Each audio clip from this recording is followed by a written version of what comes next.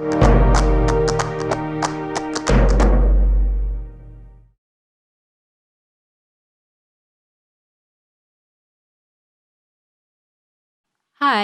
I would like to thank the Clark for having me here this fall as a fellow, and particularly all of the research and library staff who have made it possible to continue my practice this year.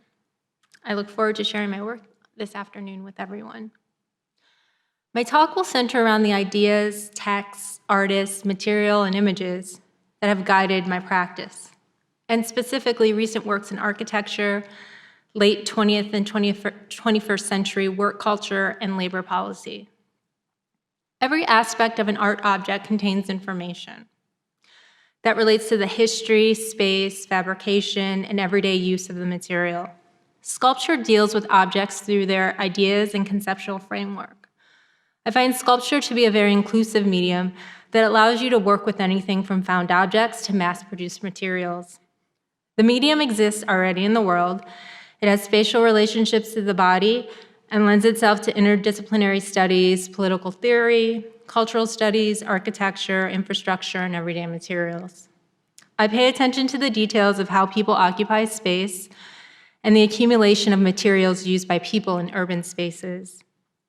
I am drawn to how resources and spaces are administered, taken care of, and occupied by people, how oftentimes they are not, and how spaces can be disrupted to irreversible repair.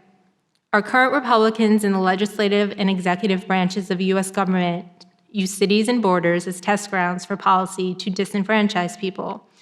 They elicit representations of fear, hostile distrust, and violence towards people of color and immigrants. And they tout political reform for systems of economic, education, healthcare, housing, and immigration reform that they never cared for or acknowledged unless it directly affected their profit margins. We who live in these spaces are of no importance to them. The optics of race, ethnicity, gender, sexuality, and immigrant experiences are specifically of no importance to them. What is at issue here, and there are many issues for that matter, is the potential of how political representation can be enacted in space. As Stuart Hall suggests from his essay, New Ethnicities, and I quote, "The recognition of the extraordinary diversity of subjective positions, social experiences, and cultural identities, which compose the category of Black. That is the recognition that Black is essentially a politically and culturally constructed category, which cannot be grounded in a set of fixed transcultural or transcendental racial categories, and which therefore have no guarantees in nature," unquote. The current US administration and individuals from the past, like Margaret Thatcher, who governed during the time of Hall's essay, reject and fear an attitude to history and political representation not grounded in fixed cultural and ethnic stereotypes. Sculpture places pressure on this type of conservative resistance and exclusiveness by linking abstracted forms and social codes. The material I use in artworks I procure by administrative means and backdoors of governance. Lengthy email and phone chains to Chicago City institutions and American manufacturing corporations. This process, performed through cold calling and emailing, animates and places pressure on criticisms of big government in favor of austerity and the lingering corporate disillusion of a certain public space or resource. Examples: the naming of the welfare queen by Ronald Reagan in 1976, and more recently, the Flint water crisis and COVID. This criticism is really imagining Black governance, the imagined access to public resources, bureaucracy, Black women like myself in offices making calls about school buses and trains, protocols, all of this surplus and infrastructure being controlled and distributed by Black people. The materials I accumulate to create my sculptures become lush, specifically as a function of its use and apparent depletion over time. Many of my artworks begin through thinking through space and the larger political narratives that are found in this information. Often I am pulling research from contemporary and historical moments. For me, the materials I research and use in my practice are nonlinear. My process involves looking at source materials like this one that you see here as starting points for larger artworks. This footage, taken by the National Guard of Detroit in 1967, after riots occurred in the city after a police-involved incident with Black residents. It is important for me to take notes from material like this and look at the different ways space, and in this case, urban spaces, are pictured by citizens and also the state. These observations direct my questions about the literal scale and material choices of the artworks that I create.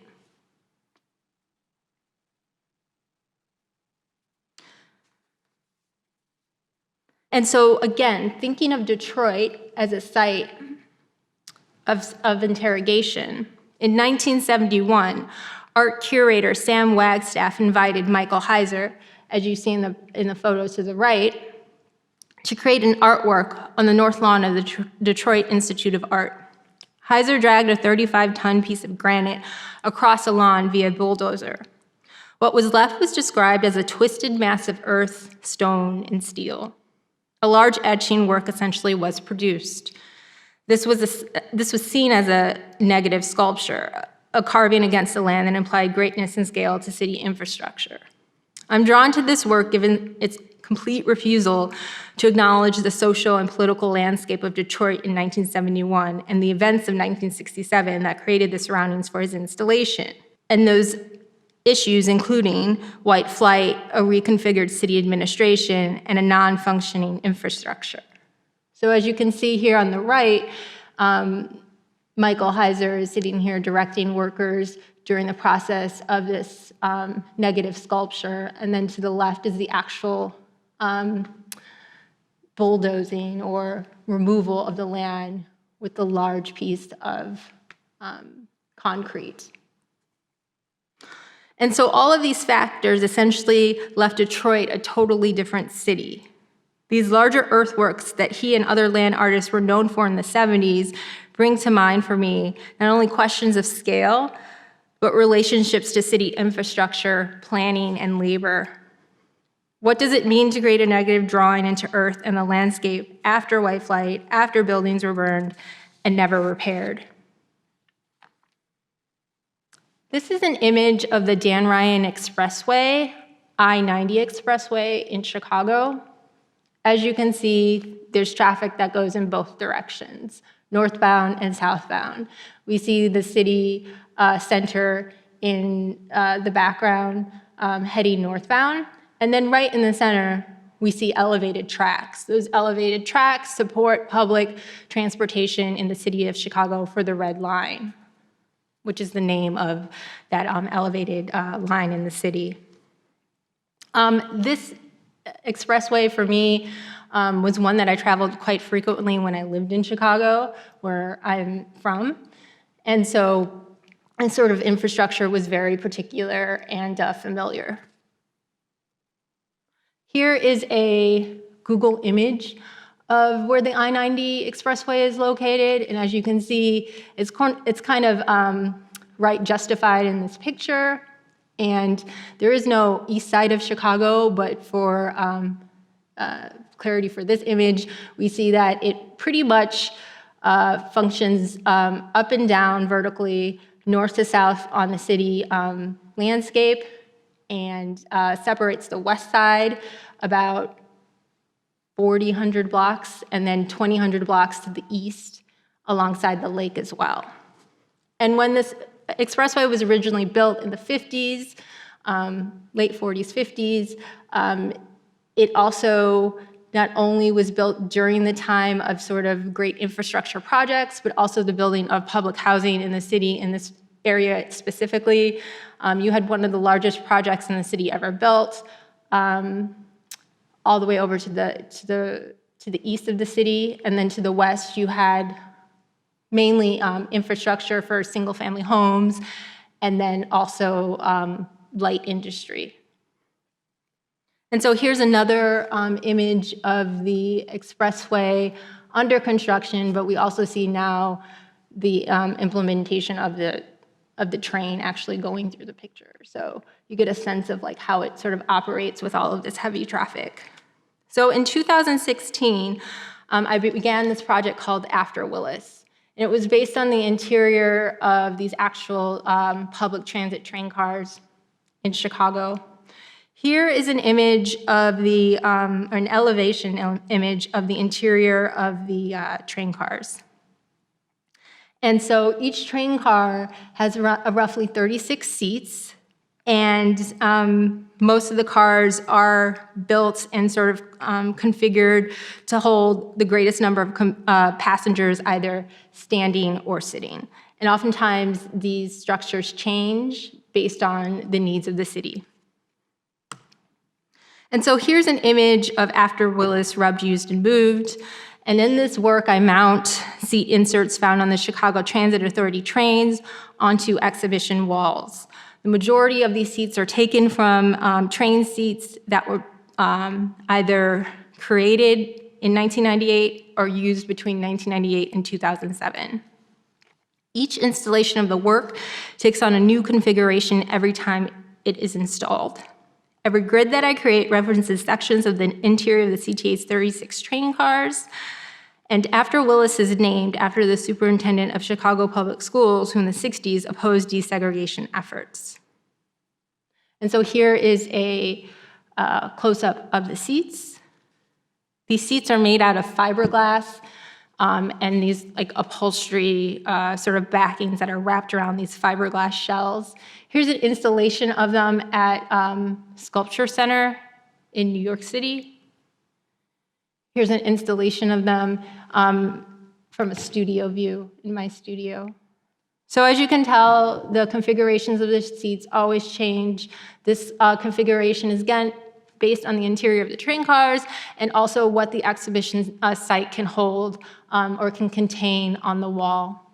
But they never, the installs themselves never exceed 36 seats. So here we see a photograph of an image of a cutout taken from the manufacturer's parts. So a major part of this work that I was creating really existed through the materials that I was getting from the actual manufacturer. And so there was a lot of administrative work that was happening sort of behind the scenes to obtain this material and sort of move through the process of like creating these sculptures. So I was really following this channel of formal and informal requests and sort of asking questions, seeking contacts, and describing my work to city administrators. And obviously these conversations didn't appear in the work, in the gallery space, but unless these conversations actually occurred, the seats and the subsequent material you'll see in forthcoming slides would never exist. And so this sort of administrative labor that I was sort of engaging in really became central to how I was thinking through the actual content of my work. And so here's a scaled down, a photocopy version of a cutting pattern from the manufacturer's upholstery. The manufacturer drawing was instrumental to me understanding how to create sculptures that you will see in the upcoming slides. So in 2017, I had a solo exhibition called Receipt of a Form. In this exhibition, I showed a grid of seats that I had showed several, and also as well showed several sculptures on the exhibition floor. These sculptures were made from upholstery I procured from the seating manufacturer who works with the CTA to produce their seats. So not only was I calling the CTA and other bureaucratic institutions in the city to obtain the seats, but I was also trying to understand how these seats were actually fabricated and made. And through that process, I was also speaking directly with manufacturers. And at that point, I was able to speak with them about obtaining whatever sort of residual material that they were no longer using. I didn't know what I was going to get, but I knew I was going to get something. And so from that came these die-cut upholstery scraps. And so in these works, I'm combining the manufacturer's leftovers and scraps with custom-shaped plexi that mimics the existing industrial cuts. So it became this process of almost not just incorporating sculpture into the language of the practice, but also printmaking, where I was literally sketching, or not sketching, excuse me, but tracing the actual die cuts that were left over on this fabric on large sheets of paper, feeding that into a scanner, and then using those images to create files that could be on a CNC mill. And so then I was registering the cuts and this drawing to get together, create this like slight lip of the material that was positioned on the floor. And that plexi was maybe about like 3/4 of an inch or 1/2 of an inch even. So we were really sort of, getting away with a little, but still creating a lot with the depth of the work.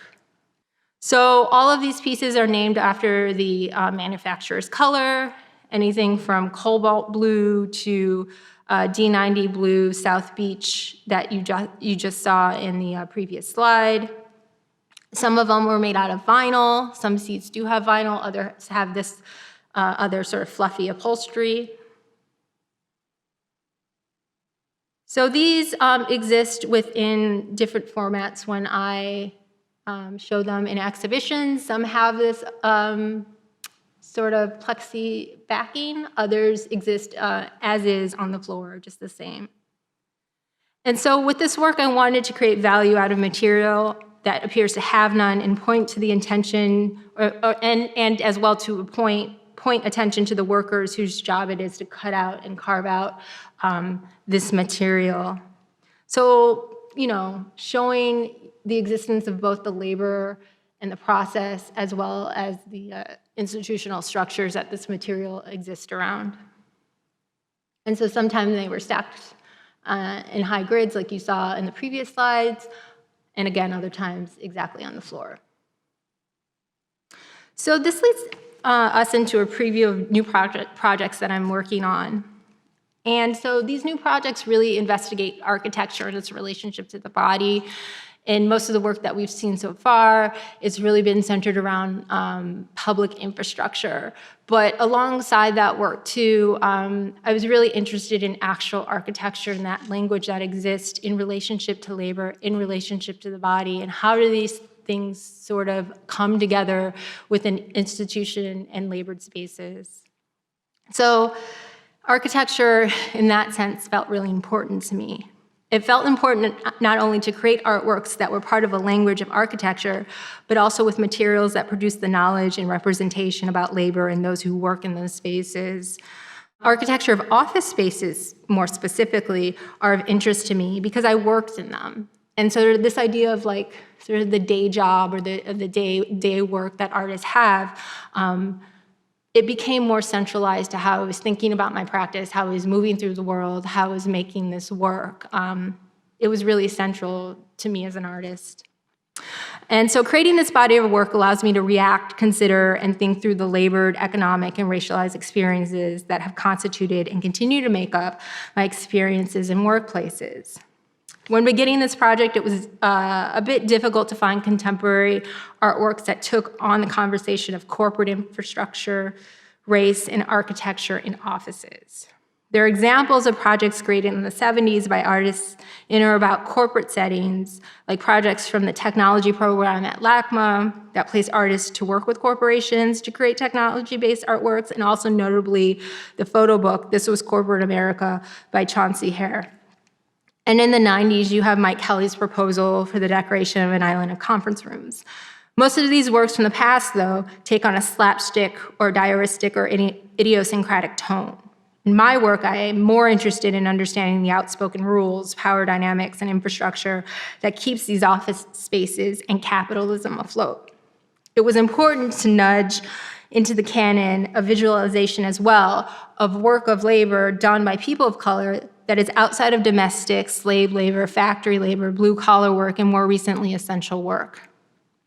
This part of the lecture now will focus on a body of newer artworks in sculpture, installation, and text. And as well, the essays that I will read alongside these artworks is taken from a forthcoming publication, also titled Depreciating Assets, that will hopefully be finished by the end of this year.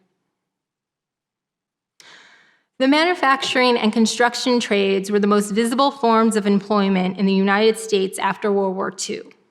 From the pipes laid and ceilings built to the air conditioning ducts and electrical work outfitted in office spaces, a large percentage of workers were situated in a plethora of industries to create new American infrastructure.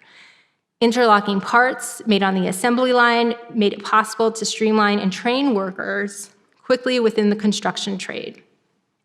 Modular architecture registers toward the unplanned form and something waiting to take shape. An open floor plan houses modularity with the unplanned seamlessly. Open floor plans became the architectural design layout and footprint of many new building fabrication techniques. The space could be outfitted for a particular industry with modular construction parts and furniture, or refined for the downsizing of a number of office workers. The open office concept intentionally left floor plans flexible and without partition buildouts to attend to the demands of the market. Open floor space configurations continue to be the standard for office developments post-World War II and into the 21st century. Rem Koolhaas, in his 1993 essay, Typical Plan, associated open floor plans to multiple platforms of 20th century democracy, an architecture that accumulates adjacent to speculative financial endeavors. In practice, these plans excluded rather than included, and these endeavors overlook the inconsistent ways in which capitalism, contracts, and policy can impact workers of color. The modular office spaces built by workers in city centers are an example of the transferring of material construction and factory labor to the immaterial production and compliance structures found in bureaucratic and financial office spaces. This architecture is based on finance, efficiency, and the convergence of neoliberal labor policies with late 20th century civil rights policies. The efforts made by the government in the late 60s and early 70s to readily integrate some but not all job sectors of the economy are telling of the limitations and self-contradiction towards democratization presented by these open and modular architecture plans. Affirmative action under Title VII in the Civil Rights Act of 1964 put into effect forceful anti-discrimination laws in support of equal access to education and employment for racial, gender, and ethnic minorities in the United States. Specifically, Black trade workers during the 70s gained access to employment in government construction projects through affirmative action, job training programs, as well as their own community activism. Although Black workers build this corporate and government infrastructure, they are left out as the majority end users of these offices. In Mike Kelly's 1991 proposal for the decoration of an island of conference rooms with copy room for an advertising agency designed by Frank Gerhe, the artist blows through this modular construction. In it, Kelly proposes opening up the ceiling to reveal exclusively the metal frames that holds the ceiling afloat, and cutting through walls to make visible private spaces to reveal the hierarchy of the workplace. From the enlarged faxed images of inside jokes painted on office walls, if assholes could fly, this place would be an airport. The floggings will continue until morale improves. No job is finished until the paperwork gets done. Screwing with the architecture here is identified exclusively as a class and status problem. The characters drawn in the cartoons wielding power for the joke, a larger-than-life baby, an astute person wearing a suit, are black and white line drawings of male gendered figures. Kelly's project was fabricated in 1992 for the exhibition Helter Skelter LA Art in the 1990s at the Museum of Contemporary Art, Los Angeles, and the exhibition This Brush for Hire, Norm Latch, and many other artists at the ICLA in 2018. And this is where these interior shots are taken from. The Peach Book, a document published by the U.S. Government Accounting Office in 1975, was where contractors could find the construction and building codes for fire safety, HVAC considerations, material build-out in partition walls, lighting, electrical standards, and accessibility. This modular approach to architecture and building layouts identified cost savings and efficiency measures with the office worker in mind, from a building's temperature rate and consistency and substrate water absorption rate to the resilience and solidity of flooring and surface materials. And this takes me into images from two exhibitions, that I had last year. One at Dallas Contemporary, and that solo exhibition was called Implied English, One Disagrees by First Agreeing. And in this exhibition, I procured several cubicle workstations from the Department of Education in Texas and situated these throughout the gallery space. They had different walls, were slightly in various rows, and so the viewer could walk throughout the space. In addition, centrally located within the space was the video. Our primary goal was to be successful, which is a video that I put together last year as well alongside this exhibition that brings together clips from diversity training videos. It's hard to tell in these interior shots as well, but there was a partial drop ceiling that existed on the lip of the space, and from there, the soundtrack from the video played. So again, I was working with this sort of procured and found material from different, in this case, internal institutionalized spaces of the Department of Education in Austin. So in a way, it sort of reads back to the particularities of the After Willis piece, but in this case, using internal infrastructure. Here are exhibition images from the solo exhibition turnover rate at Patron Gallery. And in this instance, I was working with found cubicles, but it was only their actual shell. And these were taken primarily from work sites where it was sort of more corporate labor rather than institutional labor. And so these were then, some of them were then painted this like off color, like skin tone. And many of them were like flipped on their side and in different configurations.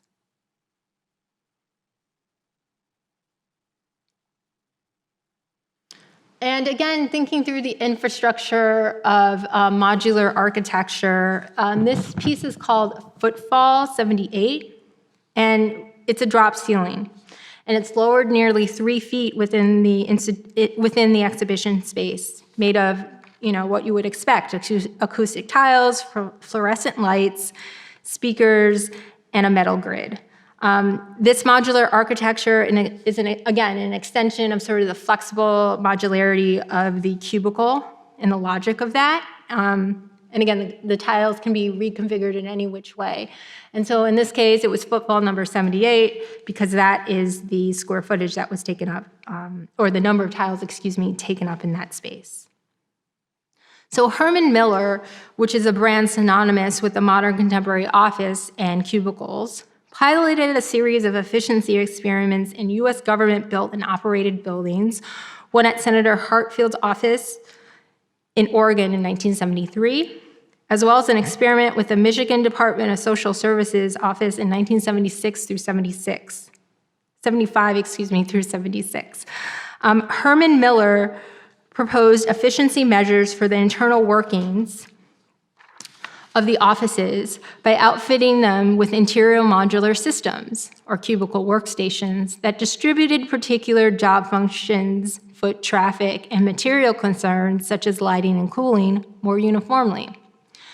Modular materials, such as carpet tiles, were deemed as appropriate floor coverings that offered easy replacements of discrete areas of damage or stain, and the potential to exchange tiles in high traffic areas to equalize wear patterns. The measures suggested in these reports were similar, if not identical, to the materials and performance specifications found in the Peach Book. These specifications referencing building compliance became central to whether or not management or a business would receive a government contract. The measures figured both in the architecture building standards and in the U.S. government's efforts to integrate new workers into the labor sector through forms of affirmative action in the bid process. The bid process incorporated standards for manufacturing techniques, human resource management, real estate and financial investment practices, and anti-discrimination compliance. The use of standards and efficiency like the Peach Book and the burgeoning subgenre of consultant work employed by Herman Miller are no strangers to the labor market. A labor market based on work in construction and fabrication assembly developed generationally with the implementation of civil rights policy in the United States. Given historical patterns of discrimination, much of this policy in the 70s was initially aimed at implementing equitable hiring of racial and ethnic minorities in federal government contracts for major infrastructure projects. So what you're looking at here are a few pages taken from my upcoming publication, and I've sort of appropriated and collaged together these images from government reports. These are government reports that existed, or ones that I took, from the 70s through like mid-2000s, dealing specifically with labor issues and its relationship to the compliance of affirmative action and other equal employment opportunity law.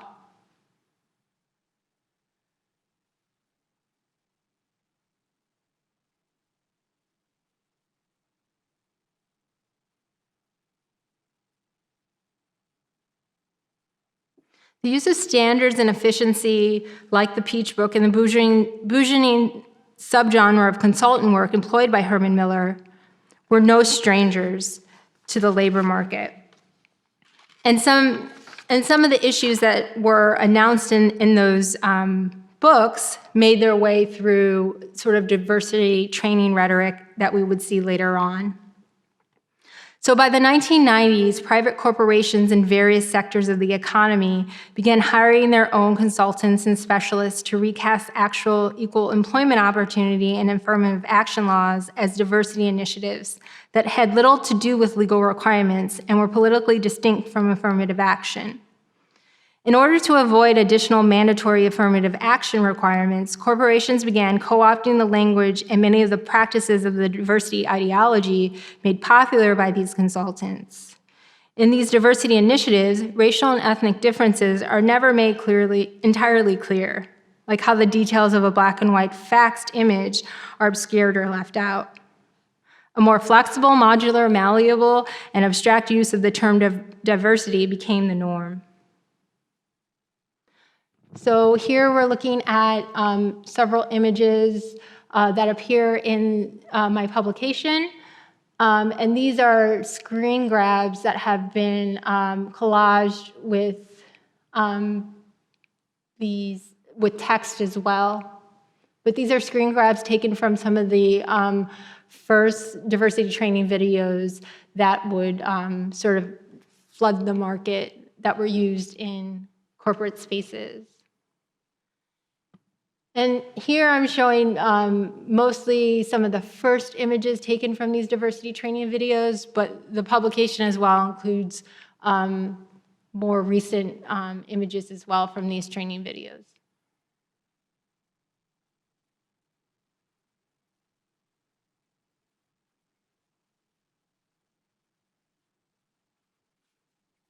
So managers began distinguishing diversity from affirmative action by emphasizing business goals, efficiency, and maintaining a competitive global edge.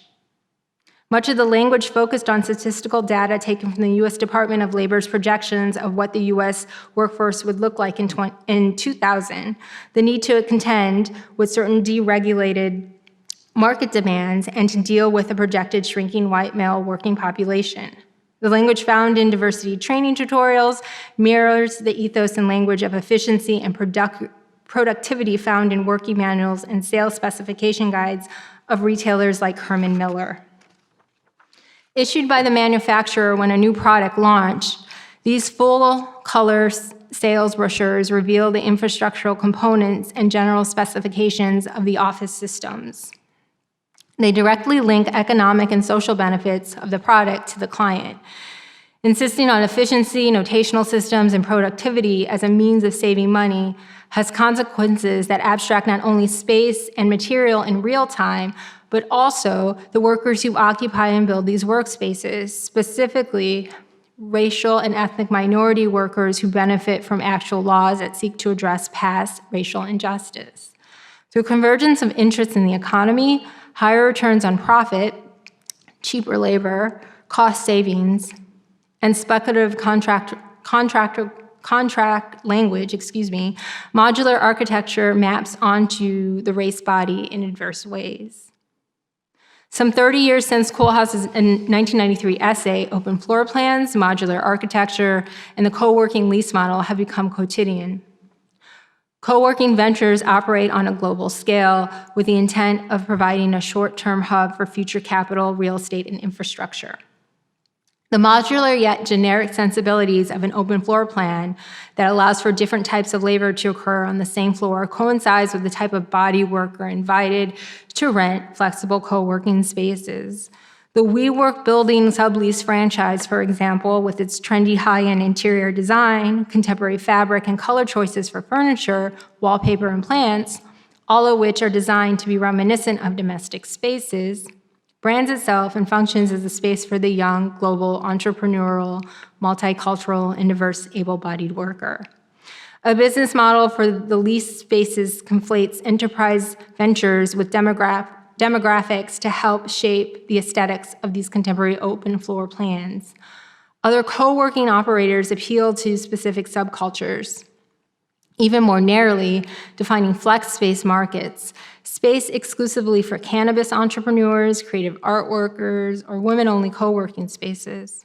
Efficiency is now rendered visible in these spaces through the free and open transaction of varied businesses, collaborating and exchanging services side by side, free of commonplace cubicle partitions and traditional lease structures that require tenants to abide by customary terms.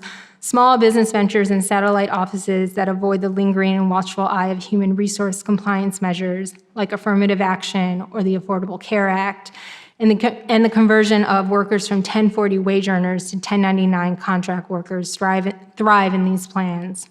In the 21st century, open floor plans and the modular architecture housed in it function as aesthetics that homogenize and manage the diversity of office workers. So this book project really focuses on, thinking through the architecture and the power dynamics in the workplace, and specifically the racial power dynamics that exist to not only think through the architecture and work through it, but how the body relates to that architecture. And so just to emphasize here, the slides that we see here and the two previous to that are slides of actual Herman Miller brochures that include both not only the text sort of illuminating what these workspaces are or can do, but also speak again to these market concerns and demand. And so here is a few images of the book, Photography Against the Grain by Alan Sukula. And so since I've been here, I've really taken to his work and as well the archive that is here. And I've not only looked at many of his projects, but then also as well a lot of the material that he was referencing in terms of much of his work. And I would definitely say with this upcoming publication that his work with School as a Factory was really instrumental to how I was thinking of not only this relationship of power to architecture, but also thinking about the relationship of text and image and how they sort of create those dynamics, essentially. And not to mention, too, when starting this work, the majority of what I was finding was text and language, and that became really central to how I was sort of figuring out which materials I wanted to work with. And so here are just several images of his work that sort of talks about the problematic intersection of capitalism, higher education, and the culture industry, or in this case, photography. So this leads to even more current works in progress for the exhibition. Our primary goal is to be successful. This is a solo exhibition that I will have at the ICA in Philadelphia next year. And I will be presenting several new works alongside a few older works, but today I'm going to spend some time talking about some of this upcoming work and my time here that sort of inspired the next steps for it. This first work, or this first series of elevation drawings that you're looking at, they're for a piece called Irrational Rest. And in this work, I'm really thinking through the considerations of lighting, specifically in occupational settings. And these are just some examples of some drawings that I'm working through right now and sort of design and configurations. And so this will be a freestanding 15 by 12-foot sculpture with the intent that the viewer can walk around it. The lighting of the actual piece will be automated and will go through this different patterns of lighting over time from dim to bright in the exhibition space. So really, again, thinking about the conditions that sort of relate the body to the space in forms of labor and in forms of the architecture itself in office spaces.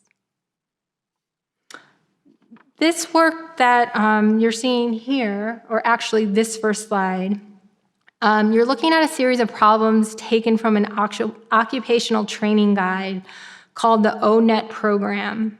And this is a program designed as a set of self-directed career exploration assessment tools to help workers consider and plan career options, preparation, and transitions more efficiently into new lines of work. So this is actual material that exists in the world that is used in different settings to help transition workers into, I guess, different occupations. And so I was really drawn to this material, given that, first of all, it's one of the few actual pieces of material that I was finding that was image-based, and then on top of that, explicitly related sort of the relationship of schooling and also working together. So this sort of matrix became the platform for the work Hope Labor, Flat and Folded.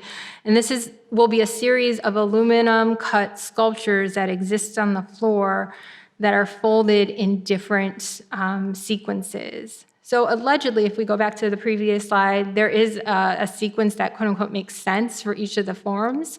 I'm interested in just folding them in different sequences outside of the correct standards that the guide has. So again, these will be large powder-coated aluminum shapes that will be like at least 6 by 7 or 6 by 5, 6 by 5, 6 by 7 dimension in the space. And again, the viewers can walk around the forms, but their size is really important to the work. Alongside that work as well, too, will be a series of wall paintings. These works are called problem sets. And what you're looking at here are illustrations taken from the Department of Labor reports, as we saw earlier, about equal opportunity in the workforce. And there's this just weird way in which these illustrations sort of show these power dynamics in different spaces, in different environments. This idea of it carrying through not only the traditional office space, but also through other forms of labor. So these large wall paintings, which will be large scale, will fill the entire wall in the exhibition space, and will be in the same room as the previous works, Hope Labor on the floor. So again, this relationship between the 3D and the 2D becomes super important. This relationship to these no longer being page size, but mural size, as indicative of what these power dynamics and racial dynamics are in real time. So it's really important that within this exhibition and in my practice in general, that the work situates itself not only within a 3D form, but also within an installation capacity where we're thinking through these power dynamics and occurrences of racial power too, within different forms of making and material. In addition to this work as well, I'm working through a project called Untitled Correspondences, which is a text-based work. And I'm using a lot of my time here right now to research different corporations and companies that have had litigation in regards to equal opportunity and affirmative action in the workplace, and using that as a starting point to think through text as a language to incorporate into the practice. So the statements I'm finding right now are diversity statements for these corporations. I'm thinking through rewrites as a means to sort of expand on like what those sort of power dynamics look like or have the potential to be. And so right now I'm collecting not only the text, but also its relationship to the advertisement that exists alongside what these companies sort of espouse onto larger society as profit making. So the work right now is sort of situated between all of these different materials and ways of working. But I think, again, it gets to the sort of larger dynamics of how these power relationships exist in space. Thank you.